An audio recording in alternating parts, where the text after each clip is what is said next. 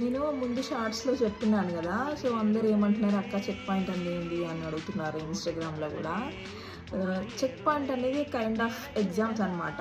3 exams ఉంటాయి, English, math, science.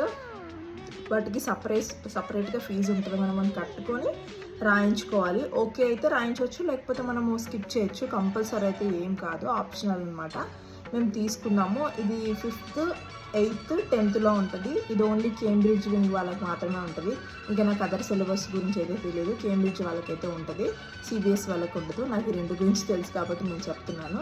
And ఇది ఏంటంటే మాన్యువల్గా కరెక్షన్స్ చేయరు, ఇది మనకి మిషనరీ కరెక్షన్ ఉంటుంది అనమాట. లైక్ కంప్యూటర్స్ అవి కరెక్షన్ చేస్తాయి. ఆ కంప్యూటర్ అనుకున్న ఆన్సర్ మనం రాస్తేనే కరెక్ట్ అవుతాయి. ఇది మనకి యూజ్ అవుతుందా అంటే అంత కంపల్సరీ అయితే ఏం కాదు. జస్ట్ ఇన్ని రోజుల్లో మన గ్రాఫ్ ఎలా ఉంది ఏంటి 5th క్లాస్ వరకు అనేది ఒక చెక్ చేసుకోవడానికి ఒక చెక్ పాయింట్ లాంటిది అంతే. ఇంకా డీటెయిల్గా కావాలంటే చెప్పండి, మీరు